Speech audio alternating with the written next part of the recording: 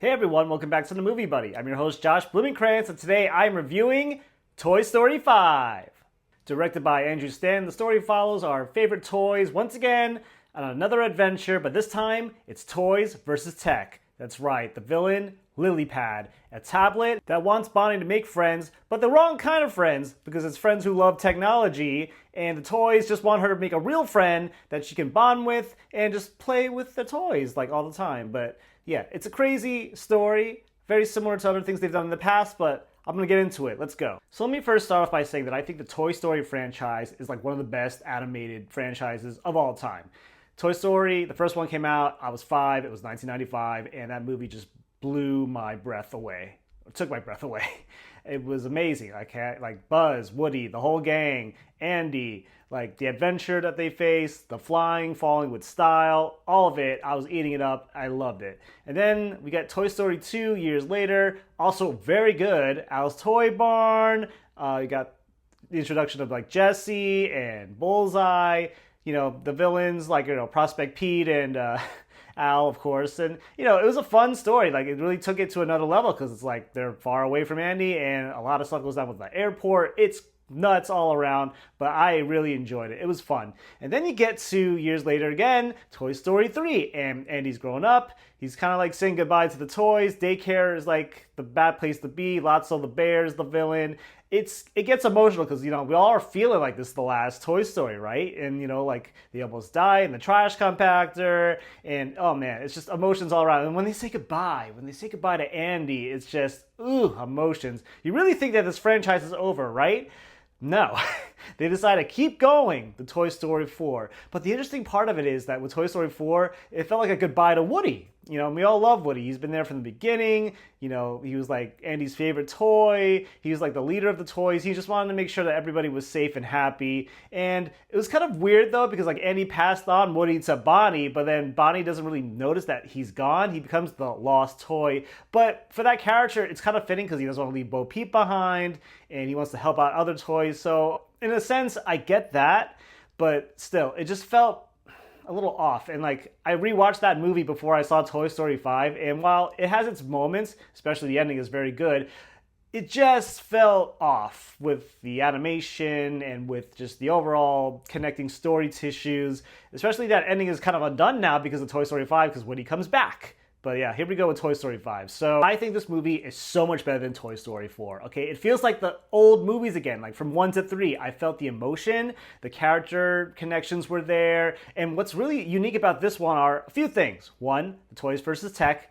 It's just today's modern world. Tech is taking over. It's unfortunate. Not a lot of kids are playing with toys anymore. They're playing on their tablets, like an iPad or like an iPhone, or just video games in general. It's very, disheartening to see.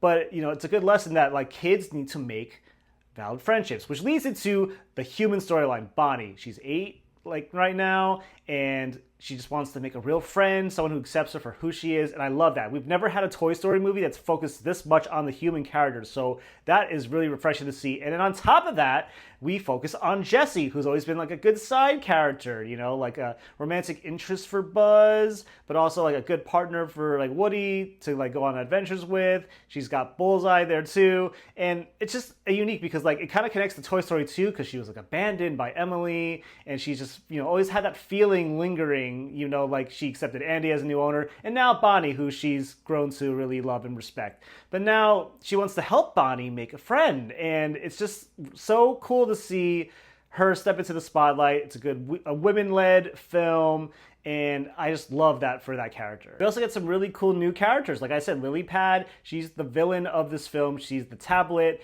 But, is she a villain? I think she's just misunderstood because at the end of the day, she wants to help Bonnie make these new friends, but also she doesn't like the toys lingering around either. But I just like the progression of where that character like goes from beginning to end of this movie. And then you also have Smarty Pants, one of the other toys that's in another house of a girl named Blaze. And I gotta say that house is just full of charming, goofy characters, okay? So you have Smarty Pants, who's like a toilet training toy. And then you have like other toys too, like there's the camera one, there's like the GPS one, all these technical toys are there. And then Blaze is just like this dorky Armenian, like black girl who is like a cowgirl. Like she has a horse named freaking I can't remember the horse's name, but she has a pig named Jimmy Dean, and they live on a ranch outside of the city. Where does this take place? That's what I want to know. Like, what is the setting of the story? That's what I'm so curious about. But anyway, needless to say, I really like this character, Blaze. I think she's such a dork. And yeah, Conan O'Brien did a really good job with playing Smarty Pants, because like he is just having all the jokes, very crude jokes. This is like the most adult Toy Story movie that we've ever gotten. Like he's saying things like, "Oh, flush me." And just there's like so many cool one-liners. And I've seen this movie twice now, and you notice more of the jokes I think the second go around, because there's just like so many and they're so fast-paced. But yeah, I really like the new characters in this movie. But a caveat, there's a downside, because the ones that we know and love, like the Potato Heads, Slinky, Rex, Ham, they are so fallen by the wayside in this movie. They're barely in it. They barely have lines in it to begin with. It's really like the Woody, Buzz, Jessie, and the new characters show. And then also, the movie starts off with a bunch of Buzz Lightyears. And at first, I was kind of like, okay, where is this going? But then it does have the payoff toward the end of the movie. So I was like, okay, I guess that's cool. And it ties into the whole like technology aspect again, which I was like, okay, yes. I love the callbacks to like the other Toy Story movies in this too. That was really fun to see as a diehard Toy Story fan. Loved it. And also, the animation is gorgeous. They really did some very unique animation styles, like when there's like playtime and they're like imagining all the stories, like, you know, playing with the kids. Like, I love the animation changes into like something completely different every single time. So that was really fun to see. And like, yeah, it was just very unique and creative. And I really, really love the music. Randy Newman, once again, just knocks it out of the park. It's not Toy Story without Randy Newman's music. And then you have the original song, which is Taylor Swift. I Knew It, I Knew You. So here's the thing. I think it's a fine song. I don't think it's like the best song ever made, especially compared to the other Toy Story songs. It's fine. It is literally an end credit song. I feel no emotions toward it whatsoever. Is it winning an Oscar? I don't think so. Is it going to get nominated? Maybe. I mean, we'll see. I mean, there's no guarantees with Taylor Swift. If she doesn't get nominated for this, then I don't know what she has to do.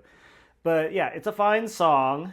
I really like seeing Tim Allen and Tom Hanks reprising their roles again as, you know, Woody and Buzz. Like, it's just cool to see them. Like, you know, we've grown up with them for like, oh, geez, like what, 30 years now? Something like that is bananas. But yeah, I love this franchise. I'm so deeply connected to it, and I cried. There were several moments, especially involving Jessie, and just the feeling of like wanting to make friends and feeling useless. Like, I don't know. I just felt so deeply connected to the story. Pixar just knocks it out of the park with Toy Story every time. Every time.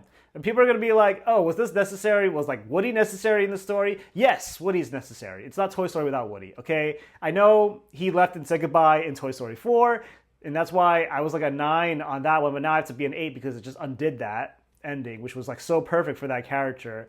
But his purpose is still there, and he cares about his friends, and he just wants Bonnie to be happy too, even though he's not staying there anymore. But yeah, I don't know. I really, really like this movie. If I had to give a grade on it, I would give it a 9 out of 10. Honestly, yeah. I mean, it hit better on the second watch for me, which was crazy. Like, you know, I knew where it was going, but like I still felt the emotions. I got more emotional the second time around. It's wild. And then in terms of Oscar potential, yeah, this is getting nominated for animated feature. It might win. I really do think. I think it's going to beat Hoppers. Unless Wildwood is like this phenomenon, like, oh my god, this movie's amazing, I think Toy Story 5 has got this. It's doing well at the box office. It's very rewatchable. I think I'm going to see it a third time. I really like it. It's really fun. I liked it more than Toy Story 4, that's for damn sure. But yeah, that's what I really have to say about Toy Story 5. Highly recommend you go see it this weekend if you haven't already, and those are my thoughts on Toy Story 5. Thank you so much for listening. If you like what you heard, go and hit the subscribe button on the channel. I greatly appreciate your feedback and your support. And remember, when you go to the movies, bring your buddy and talk about movies. Until next time, to infinity and beyond. I'll see you in the next one.